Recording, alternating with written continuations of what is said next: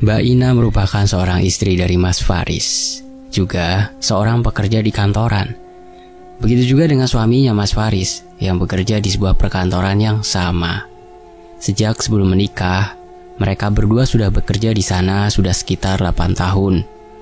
Waktu masih belum menikah, Mas Faris jatuh cinta kepada Mbak Ina pada pandangan yang pertama. Risma juga begitu, dia sama-sama jatuh cinta dengan Mas Faris pada pandangan pertama. Mereka ya biasa, awalnya ya berkenalan terlebih dahulu, dan juga tidak sengaja waktu itu.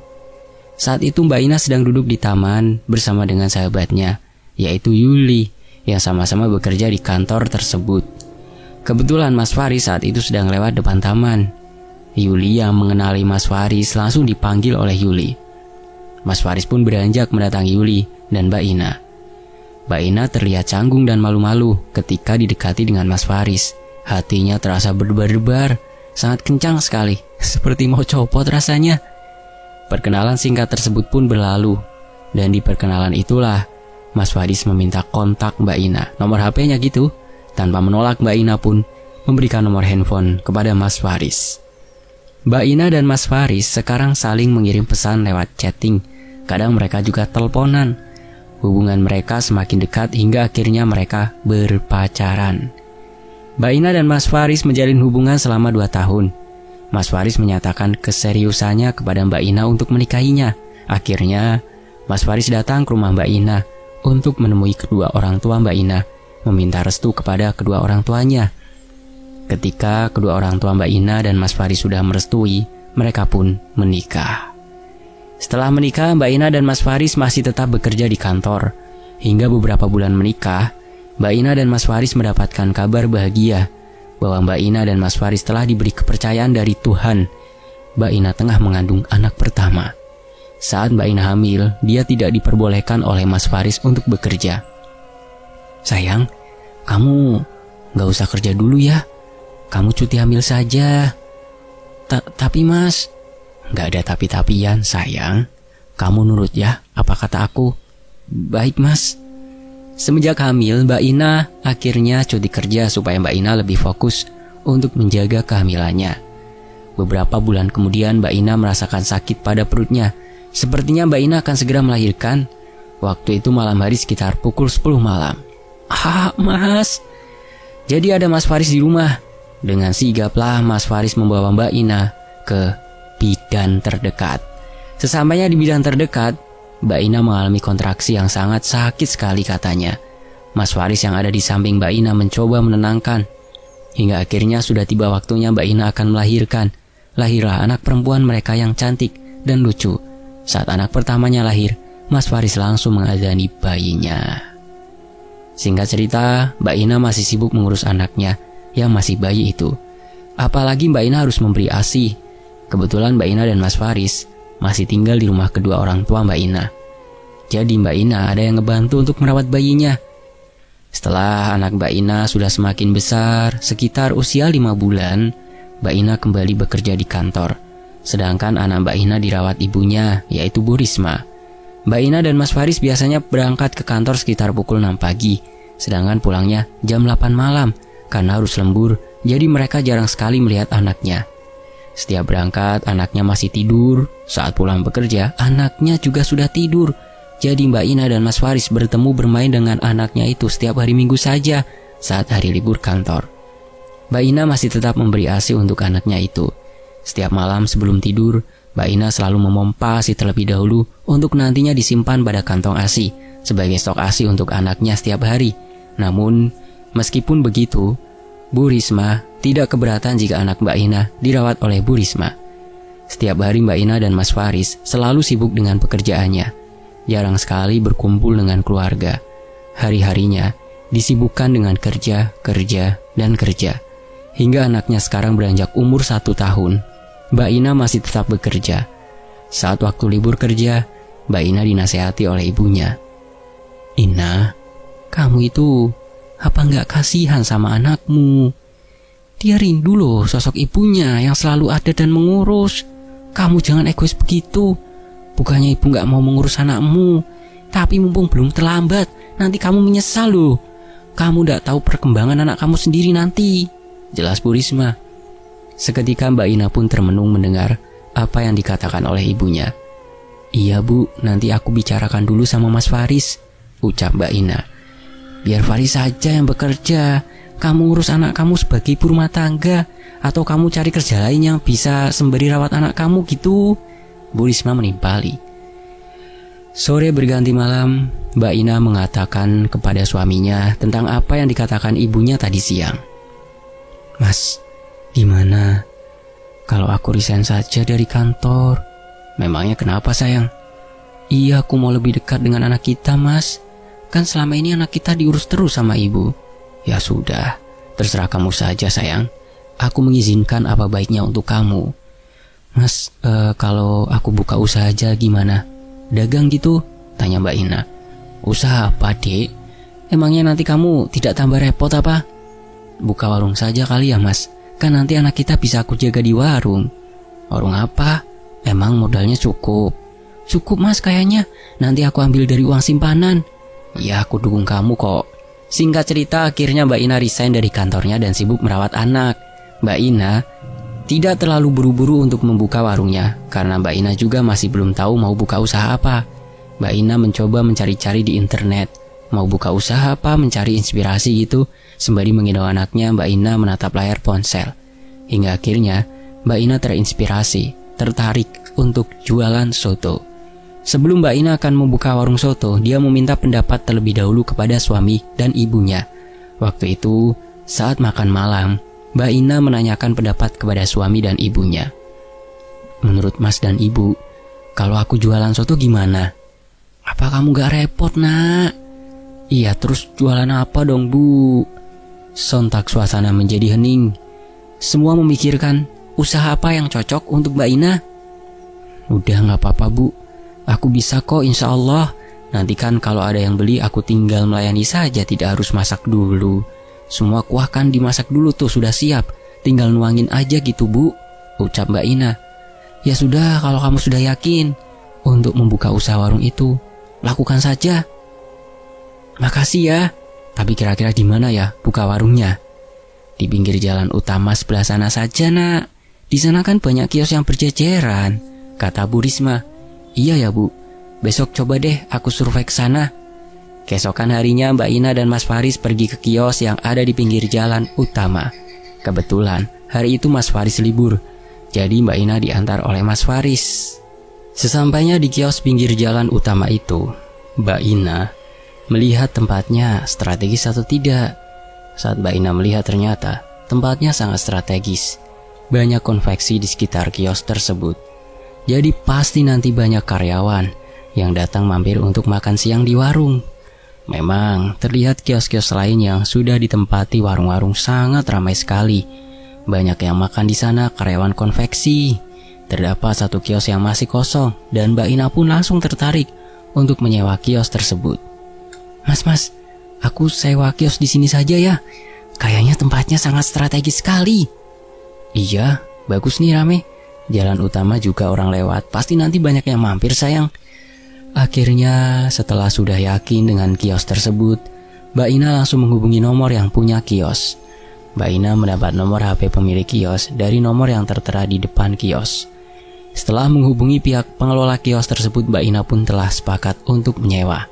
Mbak Ina mulai mempersiapkan bahan-bahan untuk memasak. Mbak Ina pergi ke pasar terlebih dahulu dengan diantar oleh Mas Faris. Sedangkan anaknya, seperti biasa, sama Bu Risma. Sampainya di pasar, Mbak Ina belanja berbagai perlengkapan yang cukup banyak, karena untuk stok juga beberapa hari ke depan. Singkat cerita, pagi buta, Mbak Ina sudah terbangun untuk mempersiapkan semuanya. Dia dibantu oleh ibunya. Sementara itu anaknya Mbak Ina, karena masih pagi sekali, belum bangun, jadi ibunya bisa membantu Mbak Ina. Dia mempersiapkan membuat soto dan ibunya membantu mengiris bawang, ayam, dan membuat sambal. Mereka saling berbagi tugas supaya cepat selesai. Sekitar pukul 10 pagi, Mbak Ina baru mulai berangkat ke kios. Untuk hari pertama membuka kios tersebut, Mbak Ina membaca basmalah terlebih dahulu. Bismillahirrahmanirrahim. Dengan perlahan-lahan, Mbak Ina langsung membuka pintu rolling door. Hari pertama, anak Mbak Ina yang masih berusia 1 tahun saat itu diajak olehnya ke kios.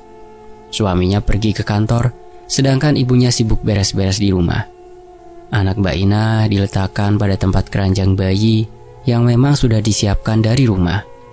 Hari pertama warung Mbak Ina terlihat ramai orang yang berdatangan.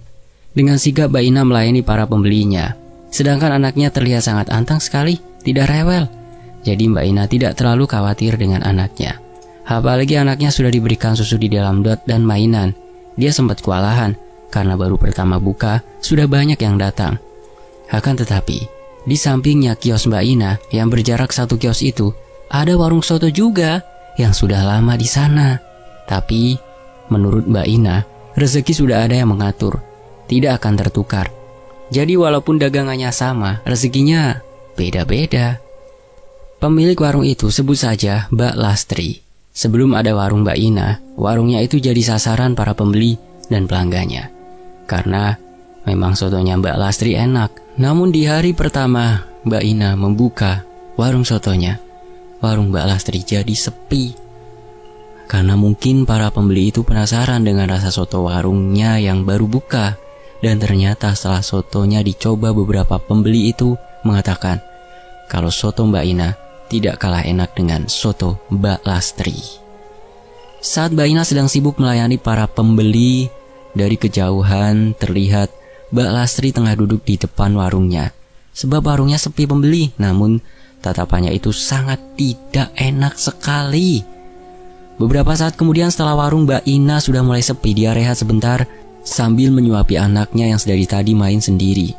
Sesaat kemudian, Bu Risma ternyata datang ke warung untuk membantu Mbak Ina karena semua pekerjaan rumah sudah selesai semuanya.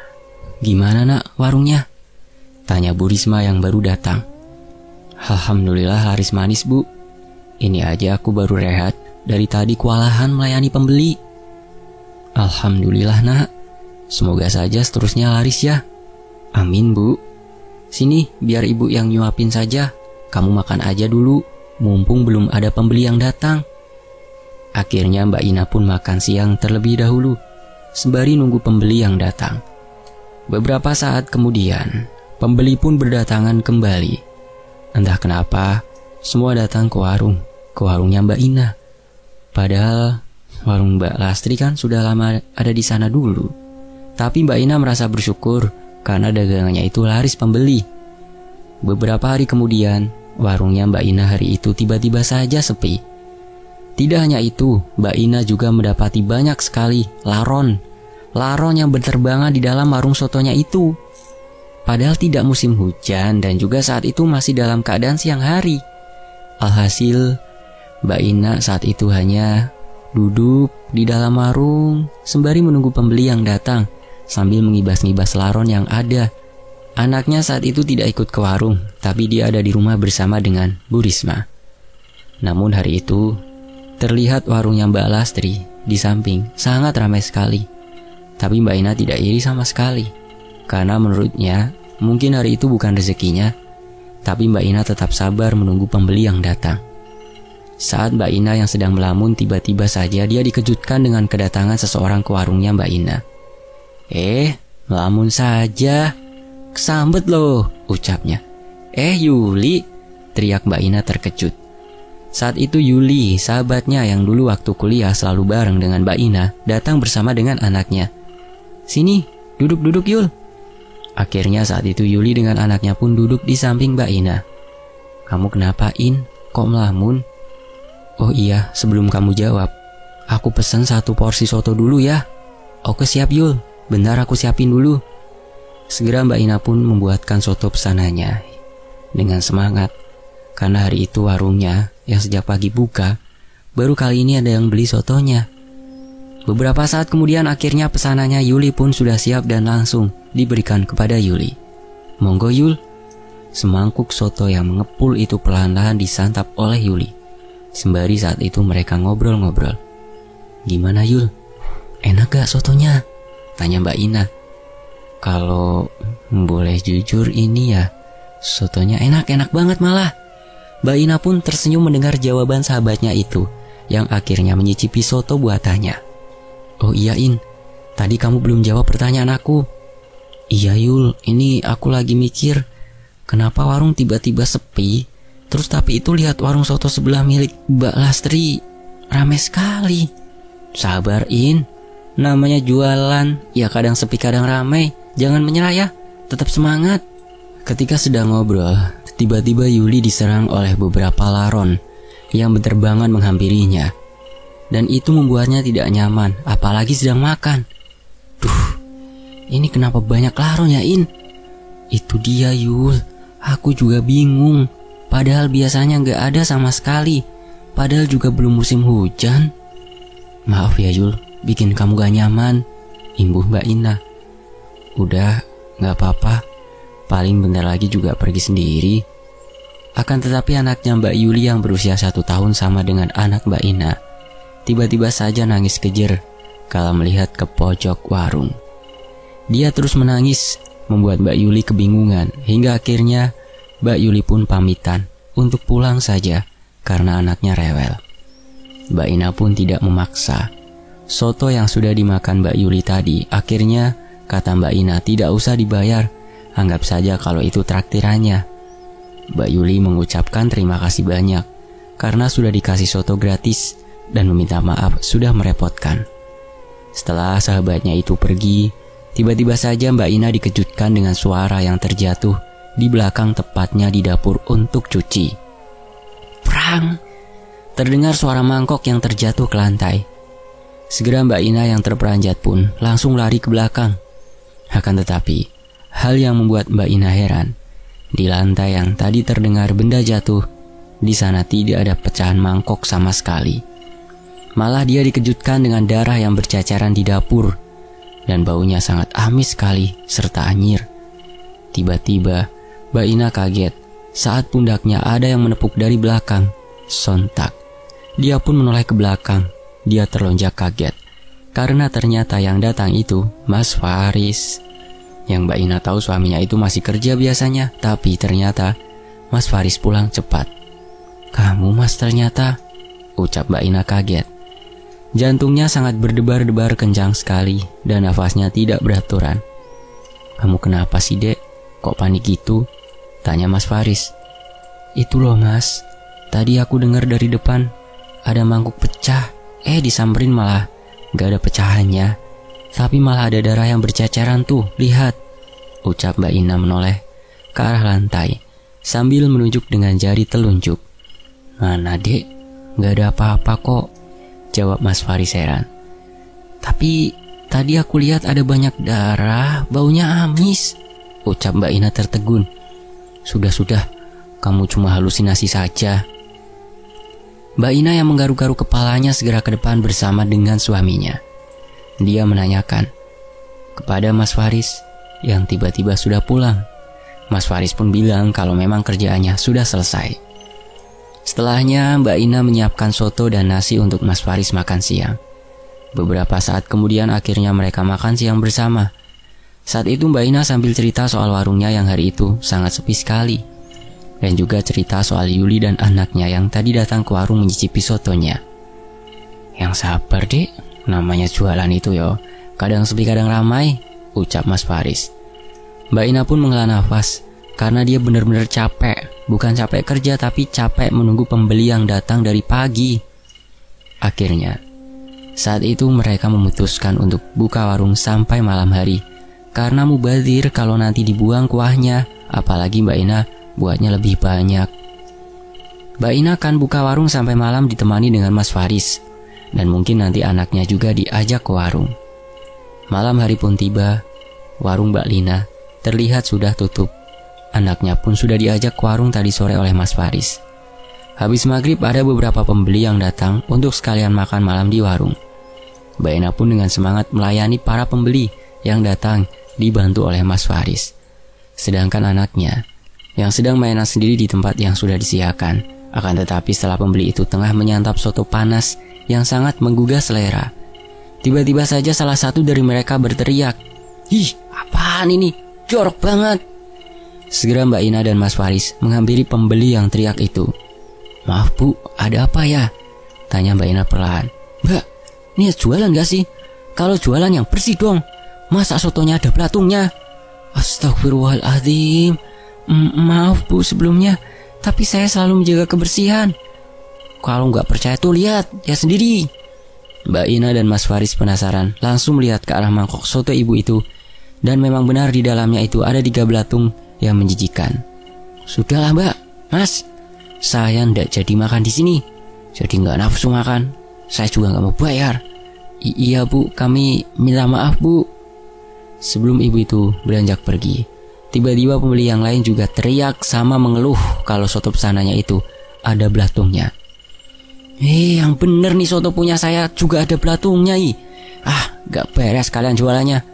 Pokoknya jangan beli di sini lagi. Ibu-ibu, Mbak, Mas, saya minta maaf. Mungkin itu belatungnya dari sayurannya.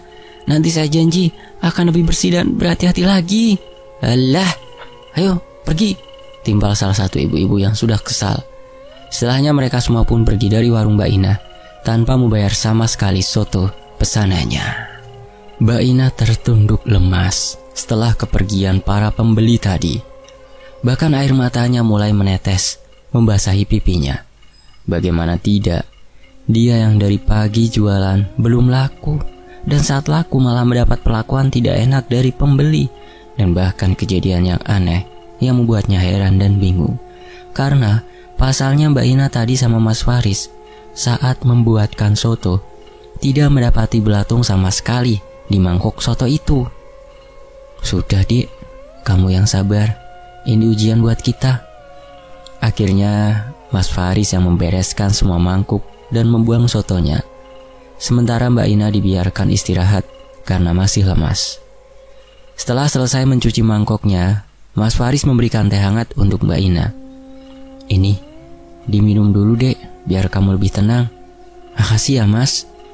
Mbak Ina dan Mas Faris seketika hening memikirkan kejadian tadi yang membuat mereka heran. Brak! Seketika mereka berdua yang tengah terdiam dikejutkan dengan suara gebrakan di atap warung mereka. Sontak, mereka bergegas keluar untuk melihat benda apa yang jatuh di atapnya. Tapi saat itu mereka tidak mendapati apa-apa. Akan tetapi anaknya tiba-tiba sedang main di dalam warung, nangis kejer saat mereka berada di luar mengecek atap warung. Saat dihampiri anaknya itu terus menangis tak henti-henti sambil nunjuk ke arah pojok warung. Akhirnya karena malam sudah mulai larut juga dan dagangan mereka tetap sepi, Mbak Ina dan Mas Faris milih untuk menutup warungnya saja. Setibanya di rumahnya, anak mereka sudah tidak nangis lagi. Karena capek, mereka pun bersiap-siap untuk tidur. Sekitar pukul 12 malam, di rumah Mbak Ina terdengar suara ledakan yang sangat keras sekali. Buah! Membuat Mbak Ina dan Mas Faris terbangun mendengar suara ledakan keras itu. Mereka pun bergegas bangun untuk melihat ke depan. Saat mereka lihat ke depan rumah, menatap ke atap rumah, betapa terkejutnya mereka melihat ada sosok yang menyeramkan dengan kedua mata merah menyala, dengan kedua taring yang panjang. Astagfirullah, apa itu Mas? Saat itu terdengar suara tangisan Yura dari dalam rumah. Seketika Mbak Ina dan Mas Faris langsung masuk ke dalam rumah untuk melihat apa yang sebenarnya yang terjadi dengan Yura. Mereka tidak menghiraukan lagi sosok yang ada di atap rumahnya itu. Kamu kenapa nak?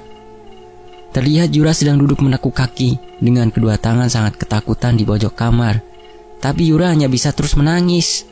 Mbak Ina pun langsung memeluk Yura yang ketakutan itu. Setelah tenang, Yura kemudian tidur kembali. Sedangkan Mbak Ina dan Mas Faris tidak tidur karena langsung masak buat besok jualan. Siang itu, Mbak Ina dan Mas Faris datang ke warung menata semua masakannya di etalase seperti biasanya. Karena hari itu kebetulan Mas Faris libur kerja. Hari itu masih sama warungnya sepi, tidak ada pembeli yang datang. Saat Mbak Ina sedang duduk dengan Mas Faris yang sedang main dengan Yura di dalam warung menunggu pembeli datang, tiba-tiba saja kepalanya Mbak Ina terasa sangat pusing sekali. Kamu kenapa, Dek? Dari tadi Mbak Ina terlihat sedang melintir-melintir kepalanya yang terasa pusing, membuat suaminya bertanya, pusing sekali Mas, ini kepalaku, rasanya berat sekali. Ya sudah, kamu istirahat saja dulu, tiduran, nanti kalau ada yang beli biar aku yang layanin. Akhirnya Mbak Ina pun tiduran di lantai yang diberikan tikar dan bantal yang biasanya untuk tidur Yura saat anaknya datang ke warung. Saat Mbak Ina bawa tidur, ternyata kepalanya malah terasa tambah pusing sekali. Mas, ini kepalaku kok nambah pusing mas. Tak beliin obat dulu ya, jawab Mas Faris. Beberapa saat kemudian Mas Faris pun datang dengan membawakan obat untuk istrinya. Mbak Ina pun langsung meminum obat itu. Beberapa jam kemudian, rasa sakit kepalanya masih saja terasa berat dan pusing. Siang itu warung Mbak Ina dan Mas Faris benar-benar sangat sepi, tidak ada pembeli yang datang. Sesaat itu juga tiba-tiba mereka berdua mencium aroma bau bangkai dan kemenyan yang menyeruak di hidung. Bau apa ini dek? Kok tiba-tiba ada bau kemenyan sama bangkai? Apa jangan-jangan ada bangkai tikus di warung mas? Kata Mbak Ina. Ah, tidak mungkin. Dari tadi juga aku gak mencium bau bangkai itu, baru ini saja. Iya sih mas, coba kamu cari. Aku tambah pusing mas mencium bau itu. Mas Faris segera mencari dari mana asal bau itu berada. Namun sudah sekeliling warung diteliti, tapi tetap saja tidak menemukan tanda-tanda apapun. Karena sepi dan kepalanya terasa pusing, akhirnya Mbak Ina memutuskan untuk pulang saja ke rumah dan warung dijaga oleh Mas Faris. Yura dibawa pulang oleh Mbak Ina. Setibanya di rumah, Yura diberikan kepada Bu Risma. Soalnya Mbak Ina mau istirahat dulu karena pusing kepalanya. Mbak Ina langsung tidur berharap sakit kepalanya segera hilang. Namun di dalam tidurnya, Mbak Ina malah bermimpi buruk. Dia berada di sebuah tempat. Tempat itu di sebuah makam keramat. Tiba-tiba di dalam makam itu, Mbak Ina merasakan ada angin kencang datang. Dan betapa terkejutnya dia melihat ada sosok tinggi besar. Sosok itu menatap tajam kepada Mbak Ina, lalu menggenggam tangannya dengan kuat. Lepaskan aku! Akan tetapi sosok itu terus menggenggam tangan Mbak Ina tanpa dilepas dan malah semakin kuat. Hingga dengan sekuat tenaganya, akhirnya Mbak Ina dapat melepaskan genggaman tangan sosok itu yang sangat kuat. Saat itu juga Mbak Ina langsung terbangun dengan nafas yang tidak beraturan dan keringat yang bercucuran.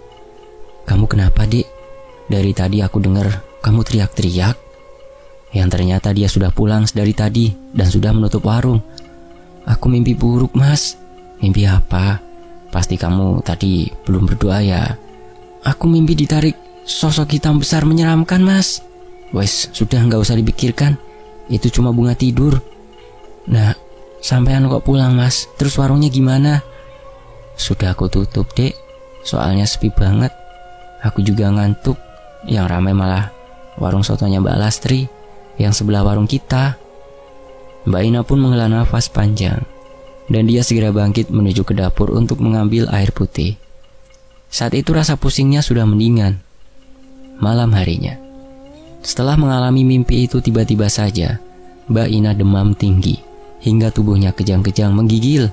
Mungkin karena kecapean juga selama ini jualan soto, apalagi capek masaknya.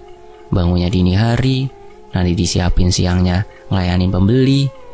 Ya Allah, kamu panas sekali, Dek, ucap Mas Faris panik. Karena sudah larut malam, Mas Faris tidak membawanya ke rumah sakit, tapi dia langsung mengkompres kening Mbak Ina. Namun panasnya itu masih tetap tidak menurun, membuat Mas Faris semakin khawatir dan cemas. Di sisi lain, malam itu anaknya yang menangis saat dilihat Yura juga sedang menggigil demam tinggi. Tambah paniklah Mas Faris dan dia bingung harus berbuat apa. Akhirnya Mas Faris masih tetap terjaga hingga pagi. Pagi itu Mbak Ina dan Yura dibawa ke puskesmas dengan naik mobil.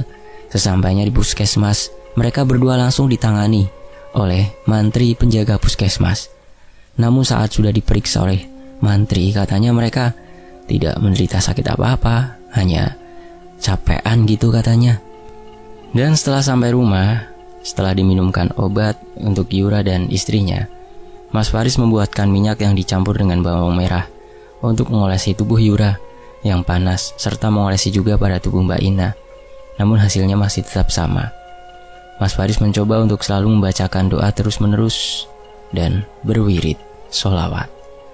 Hari berikutnya Mas Faris sudah mulai berangkat kerja, sedangkan Mbak Ina dan Yura di rumah dijaga oleh Bu Risma. Namun kabar buruk pun menimpa pada Mas Faris. dia dipecat dari pekerjaannya. Nggak tahu apa alasannya, hingga akhirnya Mas Faris nganggur. Singkat cerita, beberapa hari kemudian Mbak Ina dan Yura sudah membaik. Saat malam hari ketika Mbak Ina bangun sekitar pukul 3 dini hari, mau bersiap-siap untuk masak, tiba-tiba dia mencium ada bau busuk dan anyir darah, serta bau kembang-kembangan di dapur saat itu. Juga dia mendengar ada suara seperti suara yang menggeram dengan keras, seperti sosok yang sedang marah. Dan saat dia mencoba masuk ke dalam kamar mandi, mau buang air kecil, betapa terkejutnya dia melihat ada sosok hitam besar di dalam kamar mandi itu. Sontak, dia teriak sekencang-kencangnya. Mas Faris yang sedang tidur mendengar teriakan istrinya, langsung bangun dan lari terbirit-birit ke dapur. Kemudian Mas Faris langsung mengangkat Mbak Ina masuk ke dalam kamar. Beberapa saat kemudian akhirnya Mbak Ina pun sadar. "Kamu kenapa? Masih pusing? Kalau masih pusing gak usah jualan dulu ya." "Aku harus jualan, Mas. Kalau gak jualan kita dapat uang dari mana? Apalagi sekarang kamu nganggur." "Maafkan aku ya, Dek. Tapi aku janji nanti akan terus mencari pekerjaan. Tadi di kamar mandi aku melihat sosok hitam besar, Bas. Sama seperti yang ada di dalam mimpi dan di atap rumah. Aku takut, aku nggak kuat dengan bau yang sangat busuk itu, Mas." "Iya, Dek. Kita harus lebih sering berdoa supaya tidak diganggu lagi ya." Ina pun menganggukkan kepalanya, menjawab ucapan suaminya. Akhirnya Mbak Ina dan Mas Faris pun langsung masak untuk jualan hari ini. Sesampainya di warung seperti biasa mereka menata masakan, karena terlihat di depan warungnya sangat kotor dan banyak sampah. Akhirnya Mbak Ina menyapu halaman warung itu. Dan saat menyapu halaman itu, Mbak Ina tidak sengaja melihat ada tanah yang berserakan di depan warungnya. Mas, sini Mas," teriak Mbak Ina. Mas Faris yang sedang menata masakan mendengar Ina teriak-teriak, langsung menghampiri ke depan warung. "Ada apa, Dek?" "Lihat Mas, ini kok ada banyak tanah ya? Padahal kemarin kan gak ada." "Astagfirullah, pertanda apa ini?" "Sudah kamu sapu saja, nanti coba kita kumpulkan di dalam kantong plastik." Karena saat itu memang tanah yang berserakan di depan warungnya itu warnanya agak kemerahan. Beda pokoknya dengan bentuk tanah yang ada di sekitar. Mas Faris juga curiga mengarah ke tanah kuburan. Akhirnya Mbak Ina melakukan apa yang dikatakan oleh suaminya untuk mengumpulkan tanah itu dan memasukkannya di dalam kantong plastik. Siang itu, warung Mbak Ina lumayan. Ada orang yang datang untuk membeli. Tidak seperti hari-hari kemarin yang tidak ada satu orang pun datang. Mbak Ina memasak kuah sotonya juga sedikit karena takut seperti kemarin banyak yang sisa. Hari ini ada 5 orang yang datang ke warung sotonya Mbak Ina. Untungnya hari itu tidak ada kejadian aneh lagi. Seperti waktu itu di dalam sotonya terdapat belatung.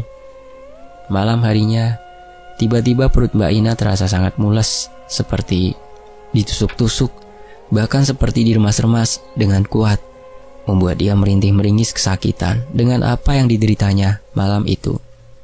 Perut Mbak Ina tiba-tiba semakin membesar, membunjit seperti orang hamil. Mas Faris semakin panik. Dia tidak tahu apa yang harus diperbuat. Malam itu saat Mbak Ina sedang berada di dalam kamar sendirian, ketika Mas Faris sedang membuatkan ramuan, tiba-tiba dari atap langit-langit dinding Mbak Ina dikejutkan dengan sosok yang menyeramkan, melata di atas plafon. Sosok itu berwajah seram dengan kedua mata yang merah menyala. Baunya sangat busuk. Saat itu dia tidak bisa menggerakkan tubuh dan terasa sangat kaku. Apalagi untuk teriak saja susah, seperti terkunci mulutnya. Karena tidak kuat melihat sosok itu, akhirnya dia pun pingsan. Beberapa saat kemudian suaminya datang dengan membawakan ramuan. "Loh, sudah tidur?" gumam Mas Faris. Karena yang dia tahu kalau istrinya tertidur, bukan pingsan. Lalu Mas Faris mengolesi ramuan itu pada bagian perut Mbak Ina sembari membacakan doa. Keesokan harinya Mas Faris membawa Mbak Ina untuk periksa lebih lanjut ke rumah sakit. Di perjalanan Mbak Ina masih tetap merintih kesakitan sedari tadi, melihat dan merasakan perutnya yang semakin membesar seperti orang hamil. Dan singkatnya, Pak dokternya malah menyarankan untuk ke alternatif saja, pengobatan alternatif itu. "Maaf Pak, sebaiknya istri Bapak ini dibawa saja ke orang pinter, karena berdasarkan hasil ronsennya, ini bukan penyakit biasa loh." Seketika Mas Faris pun sempat terpikirkan hal itu. Akhirnya Mbak Ina dibawa pulang kembali oleh suaminya untuk dirawat saja di rumah. Sembari mencarikan orang pintar yang dapat menyembuhkan sakitnya. Di sisi lain Mbak Ina selalu merasa ketakutan dan bingung. Bahkan dia sampai linglung, terkadang Mbak Ina seperti orang yang kesurupan, berbicara sendiri tidak jelas. Saat ditanyai oleh Mas Faris, malah jawabnya ngelantur dan tidak mengenali suaminya sendiri. Selang beberapa waktu akhirnya Mas Faris menemukan orang pintar dari salah satu temannya Mas Faris. Dan orang pintar tersebut bernama sebut saja Pak Umar. Pak Umar mau datang ke rumah untuk membantu menyembuhkan Mbak Ina. Singkat cerita Pak Umar pun datang dengan diantarkan oleh temannya Mas Faris, yaitu Edi. Edi ini dulu sempat bekerja bareng dengan Mas Faris. Edi juga mengalami hal yang sama dengan Mas Faris, yaitu dikeluarkan dari kerjaan. Jadi mereka sekarang jarang sekali bertemu satu sama lain. Namun mereka masih tetap saling menanyakan kabar lewat pesan singkat. Sore itu Pak Umar pun datang bersama dengan Edi. Astagfirullah, ucap Pak Umar ketika melihat ke arah pohon mangga yang ada di depan halaman rumah. Kenapa Pak? Itu ada sosok penunggu di pohon itu. Assalamualaikum, ucap Pak Umar dan Edi bersama. Waalaikumsalam. Silakan masuk Pak. Kemudian Pak Umar dan Edi pun masuk ke dalam rumahnya. Saat Pak Umar masuk ke dalam rumah, beliau merasakan hawa yang sangat panas dan hampa. Bagaimana kejadian awalnya? Gak tahu Pak. Tiba-tiba istri saya akhir-akhir ini sering pusing, sakit perut, terus dia teriak-teriak seperti kesurupan. Yang membuat saya ada kejanggalan itu, di depan warung soto kami ada tanah. Dan saya kira kalau itu bukan tanah biasa Pak. Kalau begitu langsung saja kita lakukan pengobatannya ya. Lalu Pak Umar, Mas Faris dan Edi masuk ke dalam kamar Mbak Ina. Saat itu terlihat perut Mbak Ina semakin membesar dengan urat-urat yang terlihat hijau. Kemudian Pak Umar duduk bersila di lantai dengan memulai membacakan doa-doa dan ayat kursi untuk mengusir sosok yang mengganggu keluarga Mas Faris dan Mbak Ina. Begitu juga dengan Mas Faris dan Edi yang ikut membacakan doa di belakang Pak Umar. Saat Pak Umar sedang membacakan doa-doa, tiba-tiba saja Mbak Ina memberontak karena sosok itu merasuki ke dalam tubuh Mbak Ina. Wahai sosok makhluk Allah yang ada di dalam tubuh orang ini, kamu siapa? Sosok itu mengeram keras dengan kedua mata yang melotot merah menyala menghadap ke arah Pak Umar. Bukan urusanmu, ucap sosok itu. Pak Umar terus membacakan doa-doa dengan khusyuk sampai tubuhnya bercucuran keringat karena menggunakan tenaga dalam untuk mengeluarkan sosok itu. Saat itu tiba-tiba angin kencang masuk ke dalam kamar tersebut. Bingkai-bingkai foto yang menempel pada dinding perlahan-lahan berjatuhan dengan sendirinya, dan juga jendela serta pintu kamar sudah bergerak-gerak sendiri. Brak, brak, brak, brak. Pak Umar tetap khusyuk membacakan doa-doanya hingga akhirnya tubuh Mbak Ina ambruk di kasur. Berbarengan ambruknya tubuh Mbak Ina, pintu dan jendela yang bergetar sendiri kemudian berhenti. Beberapa saat kemudian Mbak Ina pun tersadarkan diri. Setelah sadar, Pak Umar meminta izin terlebih dahulu kepada Mas Faris untuk memegang perut istrinya. Setelah mendapat izin dari Mas Faris, Pak Umar pun kemudian meletakkan tangan pada perut Mbak Ina. Dengan terus membacakan doa-doa, Mbak Ina semakin meronta-ronta kesakitan. Tubuhnya penuh dengan keringat membasahi. Saat itu juga, perut semakin keras, membesar seperti akan meledak. Pak Umar terus membacakan doanya, lalu mengambil kain mori yang sudah disiapkan oleh Pak Umar dari rumah. Beberapa saat kemudian dari dalam perut Mbak Ina tiba-tiba mengeluarkan paku-paku yang berkarat yang disertai dengan nanah yang baunya sangat busuk.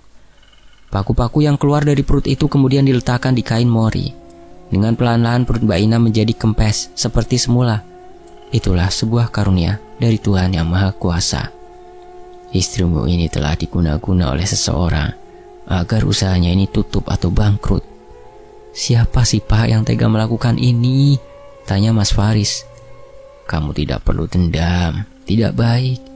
Nanti juga kamu tahu siapa orangnya, karena guna-guna itu akan berbalik kepada pelakunya. Siapkan perasan air beras dan daun kelor. Daun kelor itu ditumbuk hingga halus kemudian dicampurkan jadi satu dengan perasan air beras itu. Imbuhnya, baik Pak. Mas Faris pun mencari daun kelor dan membuat air perasan beras yang sudah diperintah oleh Pak Umar.